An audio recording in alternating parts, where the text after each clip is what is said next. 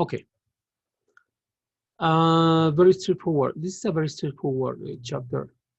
It's quite sensitive because people think that getting a major in communications doesn't make sense because it's hard to find a job, because it's some people think it's very general. Well, in marketing, we are in the middle of several professions. We are in the middle of the economists, the psychologists, the statisticians, the management specialists, and one of the guys who really give a lot of information to marketing are the people from communications. So we will cover this. This is for those majors in communications. Will be kind of boring, although there are a couple of twists that you have to follow.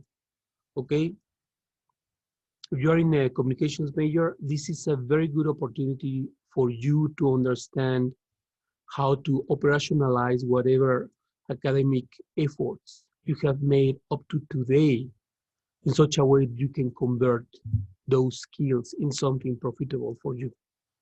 So it's interesting. Let's see. We will talk about communication, integrated marketing communications. And that's a class. You can take that class if you want to, if you are looking for an elective, for electives. This semester was taught by Sean Enriquez. It's a class you can take. See, it's very interesting. It's about how you communicate whatever marketing offerings you have to your final customer. So you have a lot of tools around you to do so, to do it, to be successful.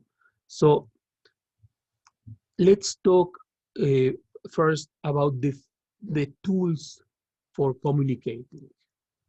We have the promotion mix. So it's a blend of promotion tools that you use to persuade your customer, to convince the customer to buy your marketing offering. Straightforward. You have advertising. In advertising, you have broadcast, print advertising, online, mobile, and outdoor advertising. Each of them are very specific for specific audiences. Uh, all of them are truly expensive, like truly expensive. And most of the budget, the marketing budget, has to go to advertising.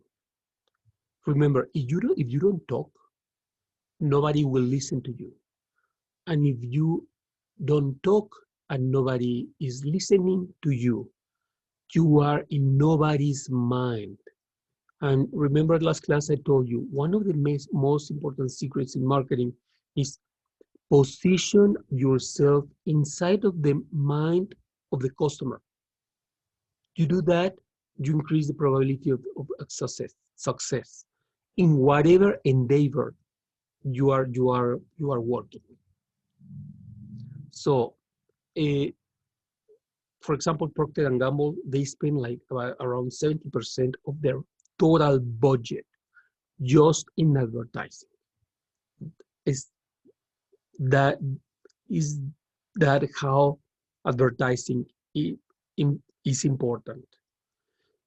Um, of course, you have the face-to-face interaction, face-to-face your website to the consumer. You have the sales promotions.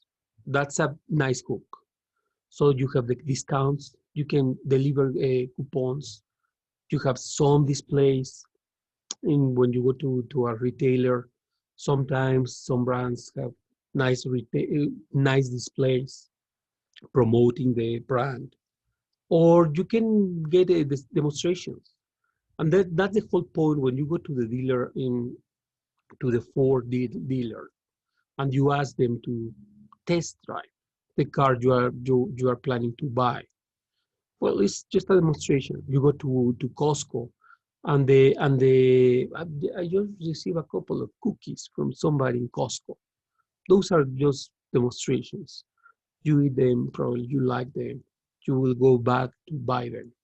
Of course, there is a spillage effect. You trigger the sensation, the desire for a cookie. Probably they will go back to buy bread instead of cookies. So there is a spillover, and you will always benefit if you like it or not to your competitor or the substitute. You also have the personal selling. Personal selling, watch out, is not only the attractiveness of the person, of the salesman, so saleswoman. It's also the pace, how the person is talking to the customer. And you would be surprised. Sometimes people who talk very slowly are highly successful in sales. My one of my best friends in the bachelor's, in one of the bachelor's I studied, she was known because she was dumb. And well, in my university, it was hard to find somebody dumb because they would have just kicked you out of the university. You failed twice, one class, you were out. So they canceled your student ID and you wouldn't be able to graduate from there. You had to move to another university. So it was tough. And she never failed. But she was known because she was dumb. And I never thought she was dumb. I thought she was very bright. So people, nonetheless, she was kind of, profiled in that way. We finished the school. 3 years after graduating, she paid cash her first home. So we were shocked. We said, well, this is illegal money, isn't it? No, because the pace he used to talk to people made her an outstanding saleswoman. So when we graduated, she went to the stock market to trade stocks. And in the first year, she was young. And by the way, she was not that attractive. But in the first year, she was the number one in that stock market nationwide. It was impressive because she was very slow to talk, so everybody would understand her. 3 years working there, and she bought her first house cash. So we was like, wow. We said, why nobody talked to her? Why nobody dated her? Well, that's another story. Now, public relations. As I told you, is not convenient for you, regardless of whatever major you are studying, to isolate yourself. Go out, talk to your classmates. You would be surprised who do you have as a classmate and how you can build those alliances that will help you in the professional life. Eh, High school is gone. Those people are people you will never see again. Believe me. Nonetheless, they are your neighbors. Those are those guys are a different story. Your real friends are now here. So try to find them. Now, direct and digital marketing. Is You were born in this topic. So for you, it's not you. But you have to consider that several generations before you were not born in the digital era. So actually, it started actually to operationalize in the right way, probably in 2002, 2004. There are people, 30-year-old people who don't work well, don't feel comfortable with computers. They are not much more older than you. So that's an edge you have uh, on them. So take advantage of that. Now, the new marketing communication model will have all the media, all the means focus on the consumer, and you cannot disregard one of them. All of them are important.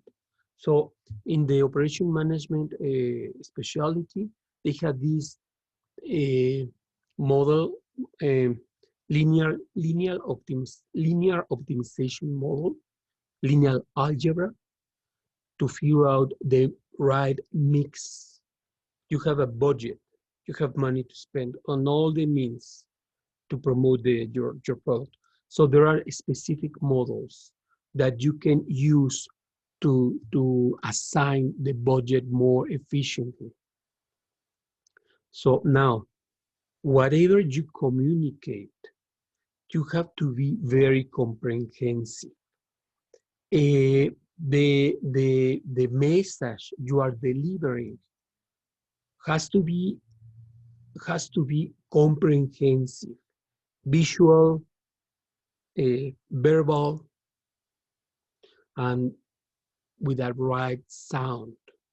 Okay, a comprehensive vision of your marketing offering. You cannot rely any more just in words or just in images or just in sounds. You have to have all the you have to provide an involved experience in your communication. Otherwise, they will not get it, and you will be in a disadvantage with your competitor.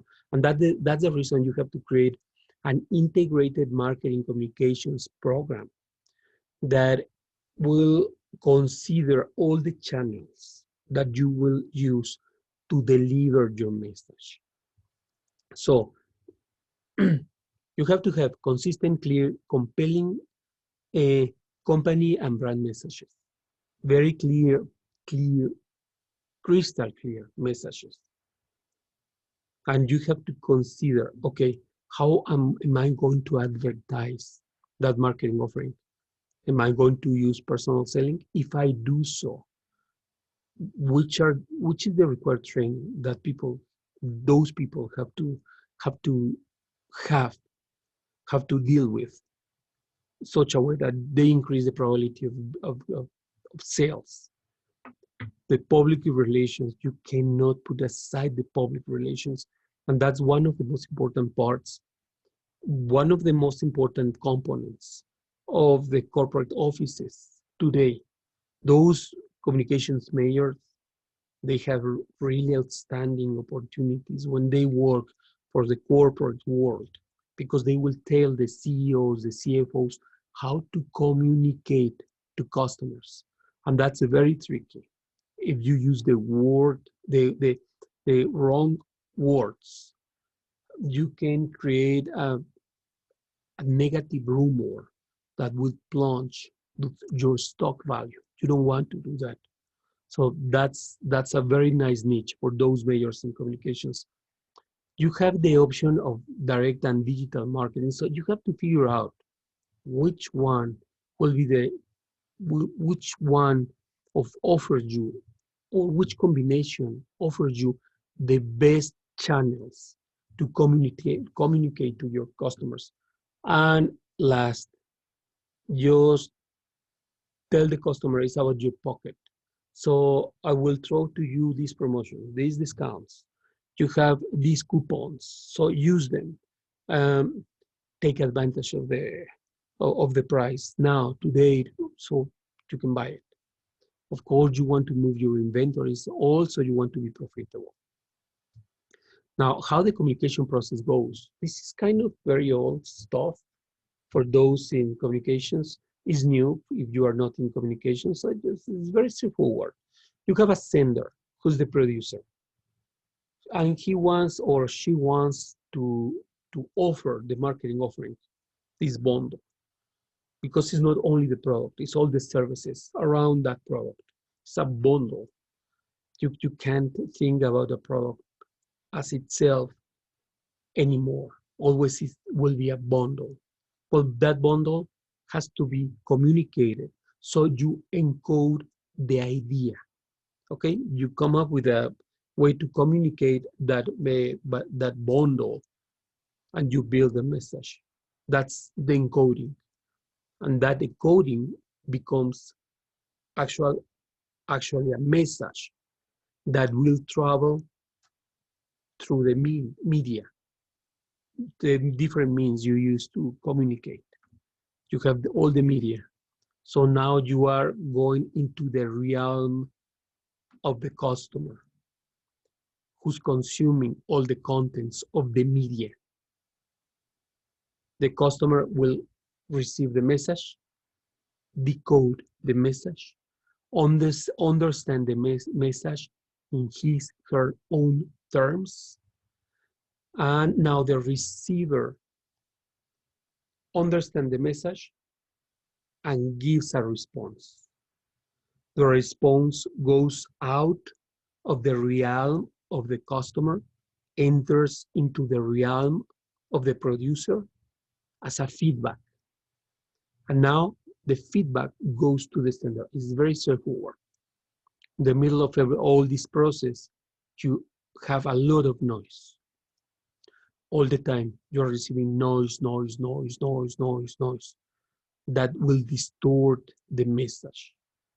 And it's also, is not, this is the way, the very basic way the people in communication study how the communication process goes.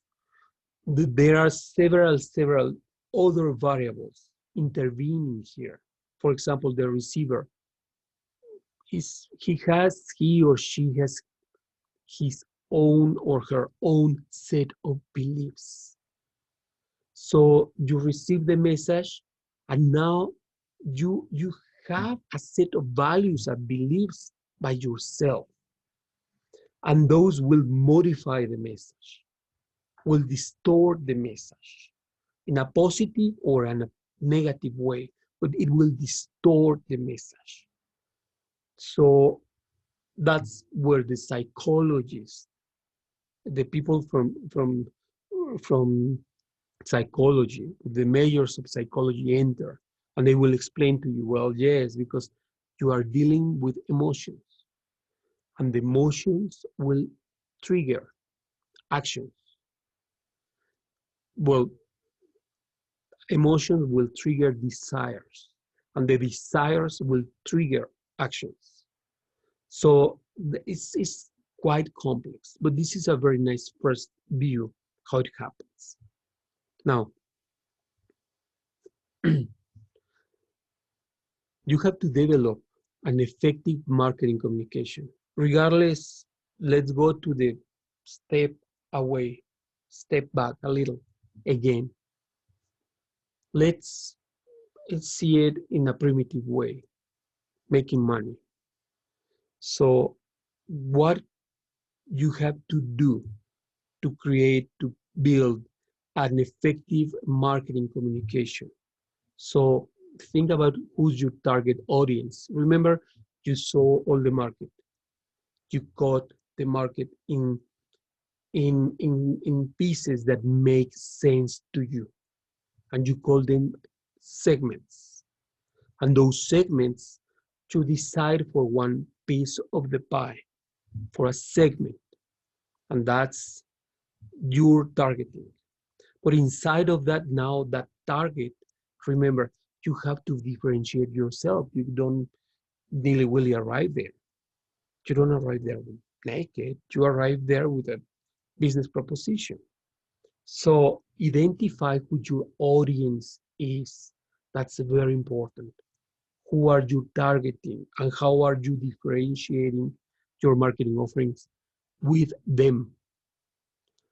You have to state your communication objectives And you will say, okay, what do I want to tell them? You don't really say, you know, I like you. You don't do that. That's kind of silly.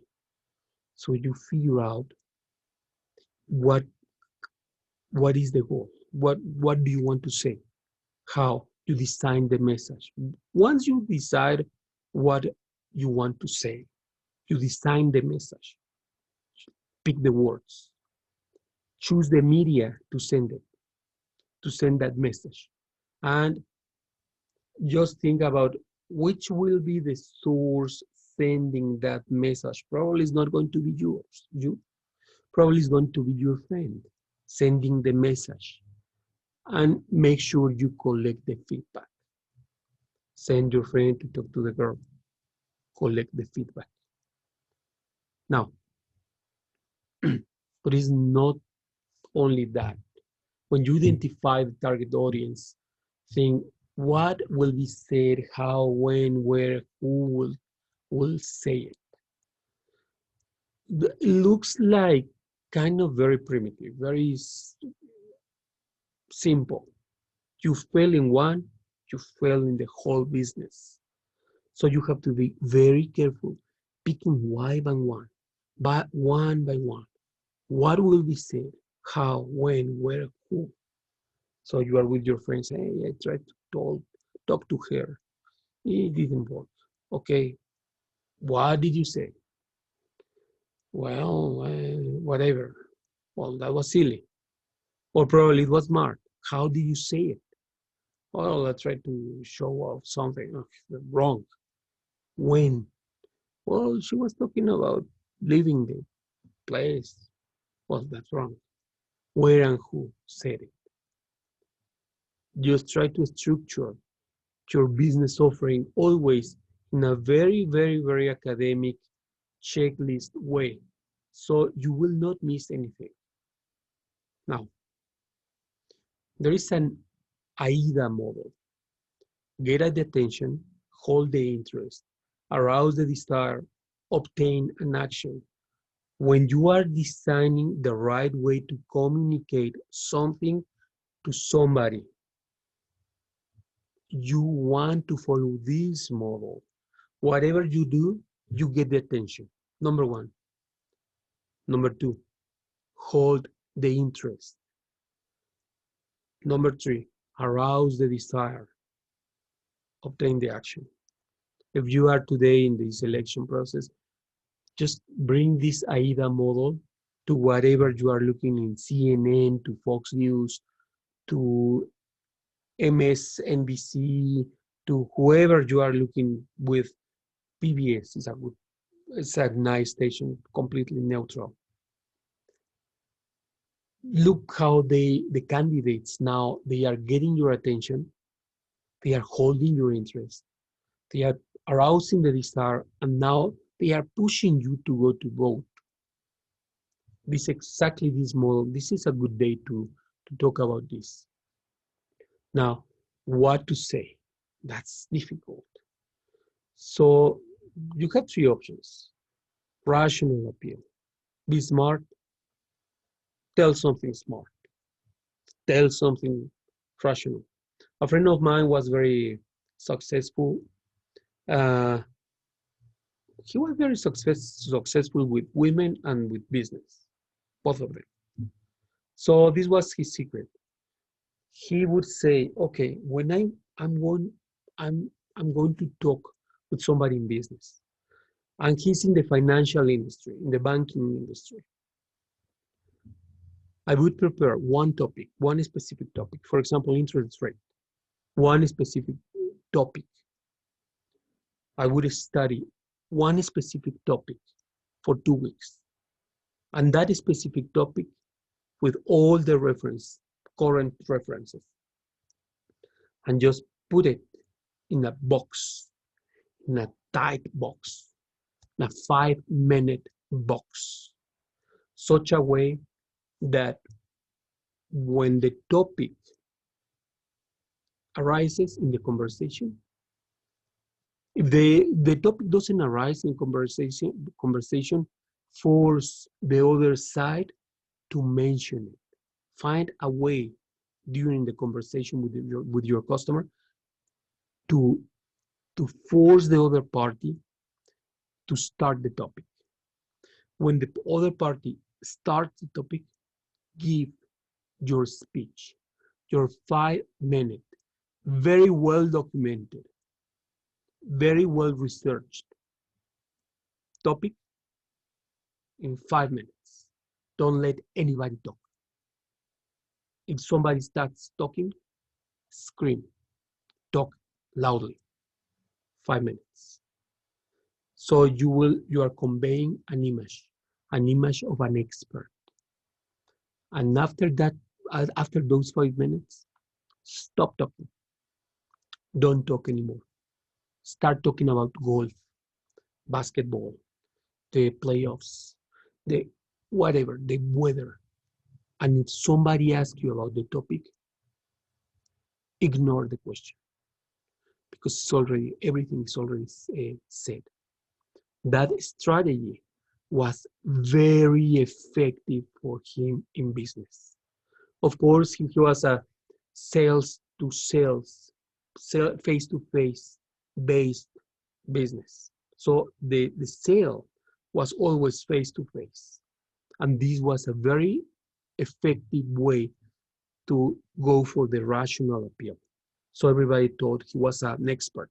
He was really savvy about something. So everybody respected him. You talked to him about interest rates, and he actually didn't know anything. He knew whatever he read before, the 2 weeks before, and that was it. But customers don't have to know that. So at the end, he was very successful because everybody thought he was a real expert. Far from it, far from it, far from it. You can go for the emotional appeal. And the emotional appeal is just exploring your, you know what, for example, yesterday I was talking with an expert in statistics, a true expert in statistics. And I was telling him, well, one of the candidates really make a lot of remarks, bad remarks, and it's very negative.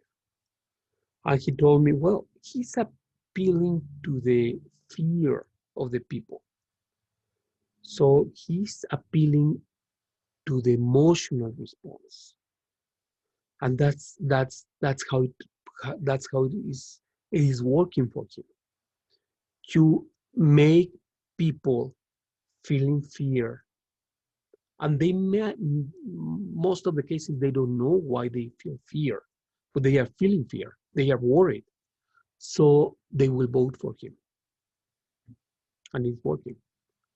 Whereas on the other side, we have the other candidate talking with messages to the clientele, and he's trying to make the moral appeal.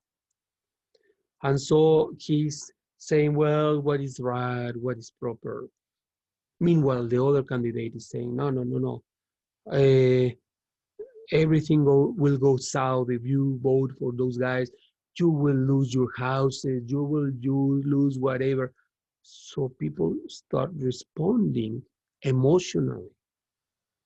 None of them are actually using the rational appeal. That's interesting.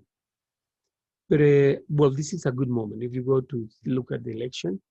And remember this, just what to say, what message, how to put things inside of the message. We have those three options. Now, designing a message, it's a mess. So difficult. It's so difficult. Hemingway, if you have read Hemingway, he had a very particular way to convey messages. Very straightforward, very clear. Everybody can understand Hemingway. So if you want to design good messages, start reading good stuff. And a very good starting point in English is Ernest Hemingway. Uh, you know what to say. Sometimes, most of the time, you know what to say, but you don't know how to say it. And the message content and the structure and the format are really important. If you don't say it well, the message is not good, is not going to be successful. Now, how, where, when, so which channels are you going to use? Face to face? Normally, face to face implies that you can kind of read the other side of the conversation. So the guy who's selling you something will have better tools because you are looking at the guy face to face and you can read the guy. So salesmen prefer to go for face to face. Saleswomen also. But there is a problem. There is a limited time on a face to face, and you're required to be there. So it's kind of messy. It's difficult and it's expensive. If you are going to hire somebody to sell something, it's very expensive. You can use the phone, but by phone it's much more difficult because they will hang on you. They will hang up the phone on you. So it's not that a good mail. When you are using mail to try to sell something, you have to hook your customers to force them to subscribe. You have to provide you know an exit, a voluntary exit to the customers to just to stop receiving messages from you. And if you don't comply, you may be reported to the authorities. So they will give you a hefty fine because you are contacting somebody who already said, I don't want you to contact me. I opted out of your panel. So you don't have permission to contact me. And you have another option, which is the texting or the internet chat. And that's not that effective. Always face to face will be kind of the queen of the techniques. Although you can purchase phone listings, or you can go to the website I showed you before with all the listings, especially if you are a business to business, or if you're a business to customer, you can download those listings, start making the phone calls, buying mailers, listings of email addresses. It's kind of risky because they may report you as well. So the website will ban you. If you're trying to sell something from Amazon, or you have in Amazon your marketing offering and you have this mailer and you start selling through emails, sending the mail, the emails, invitation or the marketing offerings, is you may be banned. So it's not that easy. Now, you can create a lot of rumor if you bring people who are already established, opinion leaders, or you go for buzz marketing, where you find somebody using your marketing offering and they love your product and they are famous. So you ask the guys, hey, can you please come with me and create more buzz marketing? And yesterday, for example, you had Lady Gaga with Biden, and you had this guy who plays piano. I don't remember his name, with Kamala Harris. Nobody was with Trump. I don't know what Trump was thinking. He should have brought the Kardashian, asked Kanye West to bring the Kardashian because that would bring a lot of people. It's both marketing. It's just both marketing. That's another strategy. Now, you have the non-personal communication, the rumor. And rumor is a major player. In the communications model, we have it as a noise. But think about the noise as a much more as a rumor. And rumor can be positive or negative. So you create a lot of noise around you. Try to have this noise to be positive towards your marketing offering. Okay, positive doesn't mean it's a nice message. It means people have to go to you because you have the solution for whatever marketing offering they are having. So create rumor in such a way that they look for a solution and you have the solution. That's the whole point. Of course, there are some dirty tricks there, but that's the cool idea. Use the rumor. Be thoughtful about the rumor. The rumor is there for you. Don't look at it like a negative thing. Of course, you are in the bar. You try to talk to the girl. She kicked you ass. She kicked you out. Sorry for the bad word. So you say, wow, how can I create rumor? She's with the friends. So you come up with a strategy in such a way that they start talking about you, talking about you, talking about you. For bad, for good, whatever. You create rumor. And because you create rumor, now you are in their minds. Yes, some people would say, no, but you have to be in the positive way. No, not necessarily. You want to create awareness, period. And probably you will not talk to the girl or to the guy in that place. But if you know what you can eventually find again the same group, you create rumor first. And afterwards, in other time, to approach them and you will be better received. Not necessarily it will be a positive reception, but you will be received because they are curious. And that's an advantage on you, about your marketing offering. Okay, now, almost there.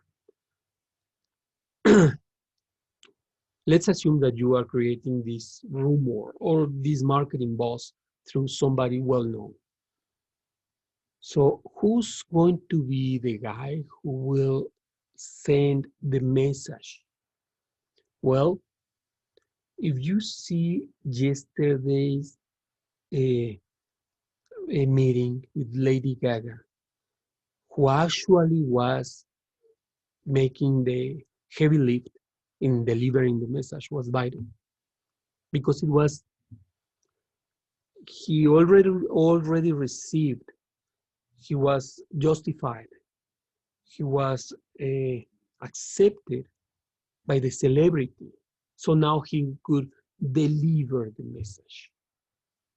For example, you have Donald Trump Jr. and he goes alone. Big mistake. He has some celebrities following the Trump administration. They have to. He reduced the income tax for the super rich from 35% to 21%. It's a lot of money. It's kind of really a good deal. So there are many celebrities that money-wise, they love him. They just love him. Because now, if I made $1 million, I'm not going to pay $350,000 because of the taxes. I will pay $210,000. There is $140,000. This guy is saving me. Of course, I love him. So in that sense, Donald Trump Jr. should have located a couple of celebrities and bring that celebrity with him all over the place. I don't know what they are thinking. Yesterday, Trump was making a crazy thing, running like five, to five different places. Doesn't make any sense. Obama was in Georgia talking. He was a celebrity by himself. So why not taking each of his sons with one celebrity to a different small population in the swing states? So you multiply the exposure to the customers.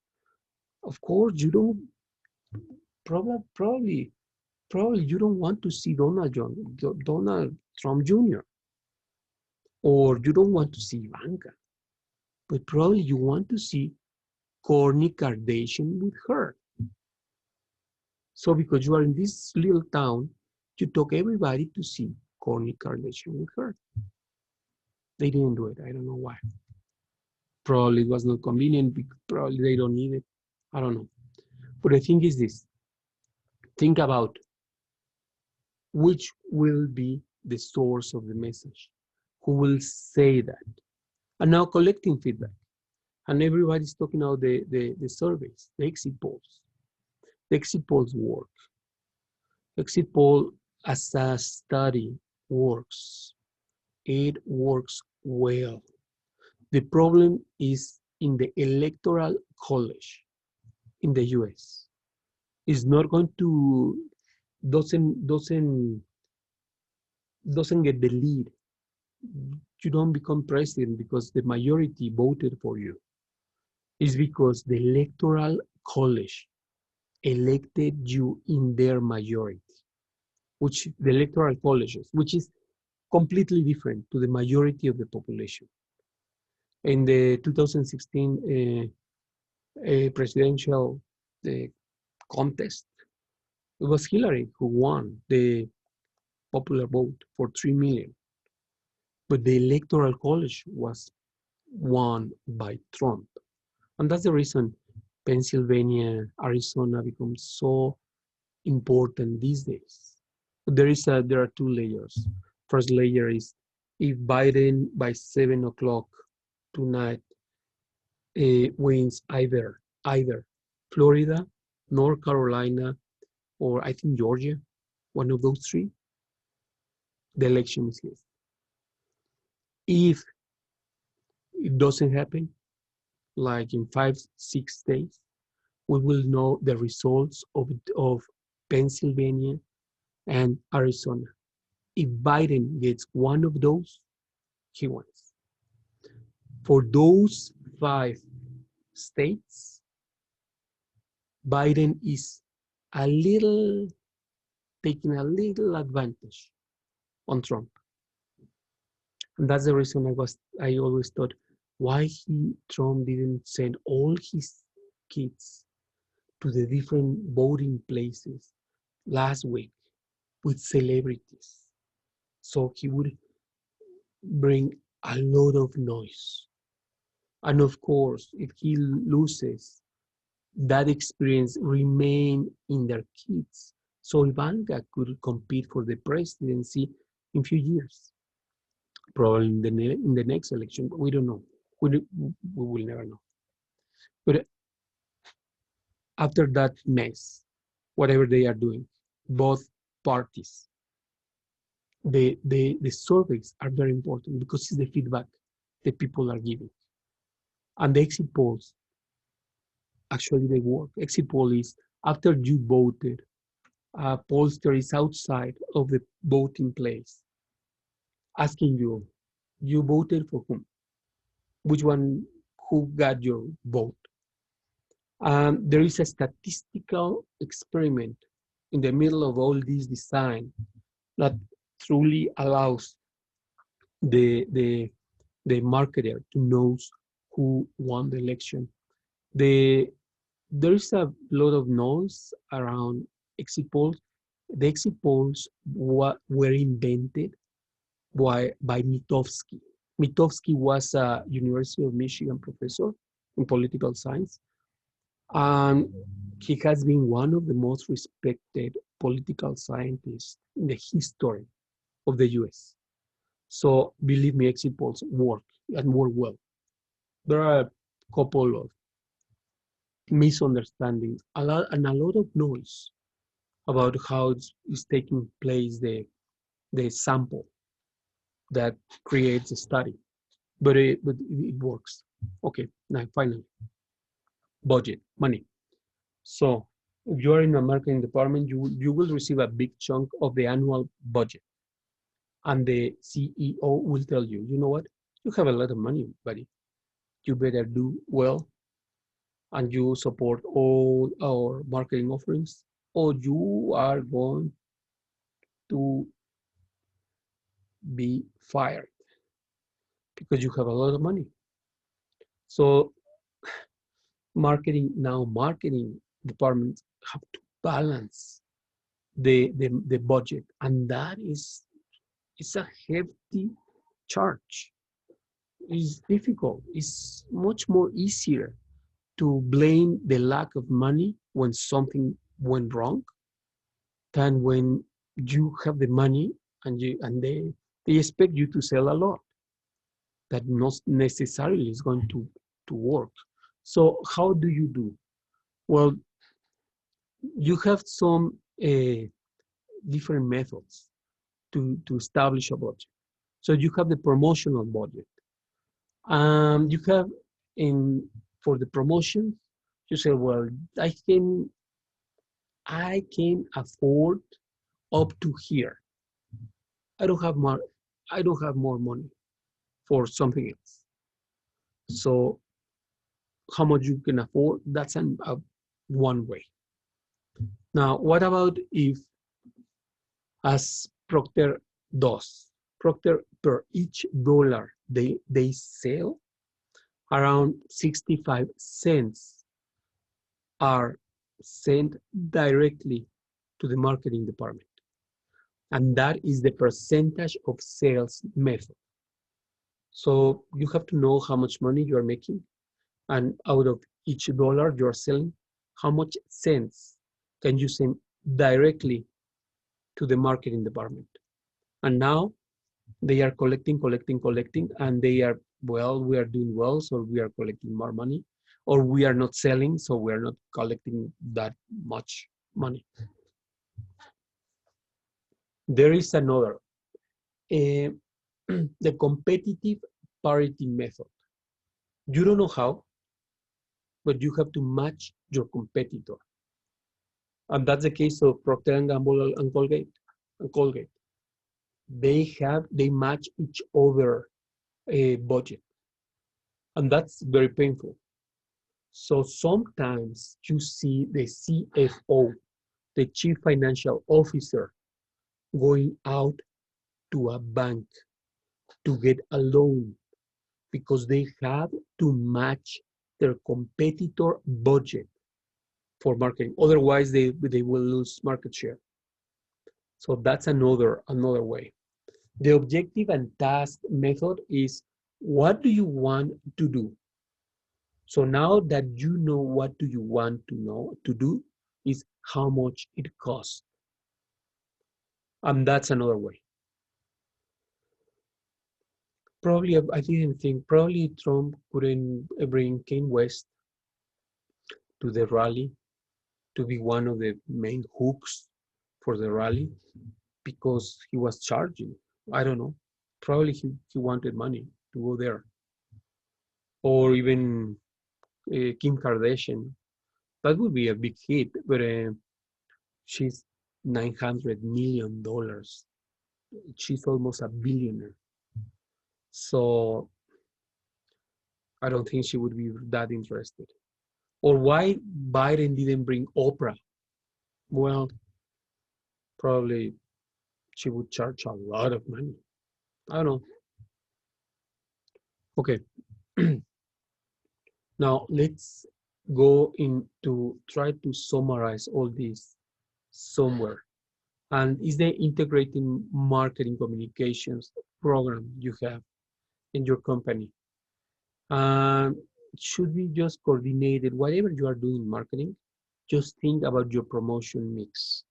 What are you offering in the final stage to your customer? Remember, the discounts are really important. The promotions you are giving to your customer. Just think, how are you making them aware? What are you doing? What are you offering? And how are you making them aware? So which kind of advertising are you using? How are you deciding the advertising? Why the candidates didn't visit Wyoming? Well, everybody knows this is a red state. So why to spend money in something that is already decided? Probably go to Colorado. Colorado is a swing state, some kind of. But Wyoming is a red state. Nebraska is a red state. Montana is a red state. Why do you want to go there if you are a Democrat? Now, why, as a Democrat, you want to go to New York? Everybody's a Democrat in New York. So spend money where you need to spend money. Go to Pennsylvania. Pennsylvania is a swing state. So put there a lot of money. Throw a lot of money in advertising there. Go for the personal selling. Trump visited Pennsylvania 12 times. Biden visited Pennsylvania 16 times. In these past few weeks, they are trying to do the personal selling. The sales promotion is not working very well today for Trump. But that's a personal opinion, because he had, well, I will reduce taxes. Well, you already did that. Now, what else? And in the what else, he had the opportunity to talk about health insurance, a new how to reduce the charge of the health expenses for for the people. He never uh, sent his plan. Nobody saw his plan. And the plan didn't have to be real. By just having a plan, that would have been a nice sales promotion for the next. So that was another mistake in his campaign. Now, Biden, which sales promotion he's offering? Increased taxes. Well, you say, well, that really sucks because now we are going to pay more taxes. Well, he's very clear. Increase taxes for the super rich. But of course, the it is the strategy of the Republican Party is saying, no, no, no, no, be honest. It's for everybody. And he's saying, no, no, no, no, it's for the super rich. And he's saying, no, no, no, no, no. We don't know that. We don't. And just by saying that, cast a lot of doubts about what he's offering. And probably the only sales promotion is, let's give a universal health care to who need it, who needs it, and let's keep the private insurance option open. But we actually don't know. So in the public relations, both groups have very strong public relation teams, very strong. So you will never know who was better in public relations. But that's an important thing. Both groups are very well aware about the promotional mix, how they are integrating their marketing offerings, the communication for the marketing offerings. And those two are doing well, I believe. Those two are good teams. Now you have the direct and digital marketing, and you have to decide. One big problem that the Trump campaign had was the Senate called before 2 weeks ago, one last week, called the super gossipers, Facebook, Twitter, Google. They called them and told them the democracy is in danger. So you better behave. Otherwise, we will go after you. So if you will have a Facebook now, to say it's something, uh, to say it in a way, you are not receiving in your Facebook feed something like Democrats are eating alive children outside of Denver, right? And on the bottom, uh, another creation of Stalingrad University. Russians can't help that openly now. The both campaigns. So now they have to do their own stuff. Now, finally,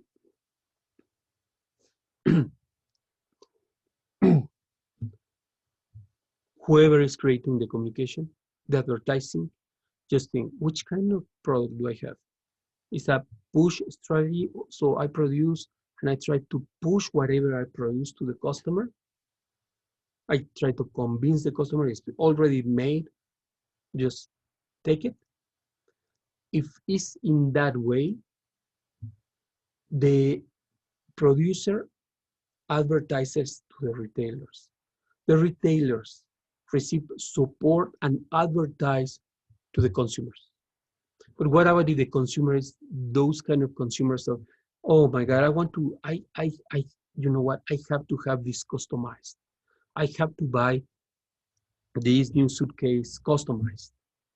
And I went to that company, I told you, Saddleback, and I need to have this marketing offering customized. So now the consumer asks the retailer for a customized marketing offering. The retailer will ask the producer for the customized marketing offering. So now the producer, to make it happen and to make the customer aware that he can do that. So the producer directly advertises to the consumer, to the customer. So the customer is aware that he can customize something. So he asks for the customization to the retailer, and the retailer will ask to the producer for the customization. That's the way it works. Now, last thing, just a part of the ethics. You will get caught. I have an article I just read. You have a very short period of time to prove what you are saying. So you have this advertising saying you are the best of the best. Okay, you have that very short period of time, especially in products. The customer will get the product and will evaluate the product very fast. If you didn't make an impression in the first moments, very fast, it's very short the window. If you don't do a good impression of whatever you are sending, you lose a customer. Better saying the customer, you know what, our quality is so, but the price is good. So the customer at the moment of the evaluation will be more relaxed, more lenient towards whatever defects he or she finds. But if you are telling the customer, we are the best of the best, you will have a very short period of time. The customer will try it. If he doesn't like it, he will say, you are a liar. And one thing, very important thing before this, Don't do this, okay? Bait and switch. Offer something, and at the moment of the transaction, you change it. You offer product A, and at the moment of the transaction, you deliver product B, because that is a felony. And if in Amazon you have that experience that you purchased something and at the end it was a different thing, you can put a complaint in the Consumer Protection Agency, and they will find that company with a hefty fine. But don't do it by you to yourselves, because you will get a lot of fines. Follow a fair competition rule. Don't offer bribes, because they will catch you. They can catch you. The U.S. government can catch you. And if there is in the IRS regulations, if you bribe a foreign government and they catch you, you may have a lot of trouble in the US.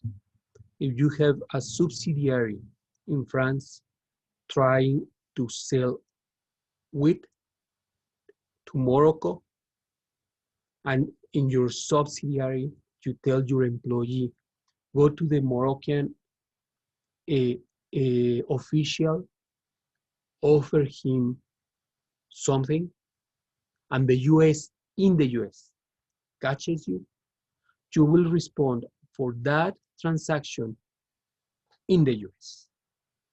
And they will find you in the US. You will get a fine, a very hefty fine, and you may face jail. Okay, this is chapter 14. And now, you are not obliged to tell the others. If you want to tell the others, let me stop the recording, first of all. Where is the recording?